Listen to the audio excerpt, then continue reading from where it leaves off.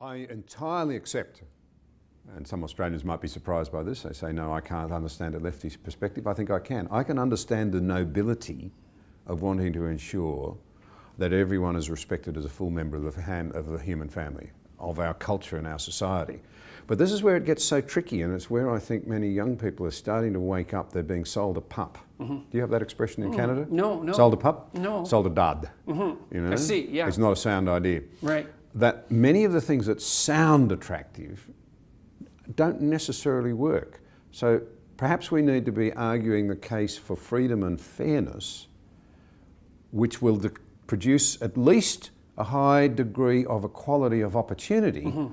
rather than arguing for equality, which history tells us tends to severely erode freedom. Yeah. Well, it's a harder sale though, because it's easy to appeal to compassion immediately, thoughtlessly, right? And since that's such an instantaneously positive moral virtue, and you don't need sophisticated argumentation to buttress it, it's a lot more difficult to make a cold analytical case that the proposition freedom first, let's say freedom and responsibility first, lifts the bottom up better. Yeah. It's a cold argument, and it requires rationality to parse through, so it's a harder sale. I would argue, though, it's not just rationality, it's history. If you bring rationality and honesty to the study of history, I think the case is actually quite compelling. I think it is too. In fact, I think it's open and shut. I think it's well, there's a book that I've just been reading that I would recommend by a man named Walter Scheidel, and he wrote a book called The Great Leveler, which I really like. It's an empirical analysis of inequality. And his research questions were something like, what is the phenomena of inequality? To what can you attribute it? And what, if anything, can we do to ameliorate it? Okay, so the first answer is something akin to what I wrote in the first rule in my book, 12 Rules for Life, which is, well, you can't lay hierarchy and inequality at the feet of Western civilization or capitalism. We're done with that argument. That's wrong. Animal societies are hierarchical and they produce unequal distributions. And there's evidence for that in the biological realm going back 1/3 of a billion years. And that's happened for so long that your nervous system has primarily adapted to it. So it's a deep reality. And blaming it on capitalism, it's like, no. Inequality is a big problem. It's way worse than Marx thought. Okay, fine.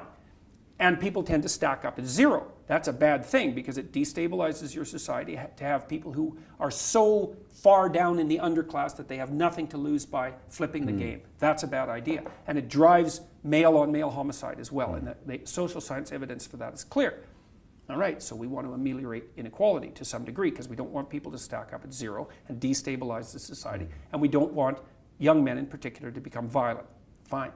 So then Scheidel takes another tack. It's like, his observations, he looked at Neolithic grave sites for signs of inequality. And you see what people are buried with. And in one of his cases, there's 200 people in a grave, and one of them has 190 pounds of gold, and the next richest person has like 4 ounces of gold, and then everyone else has none.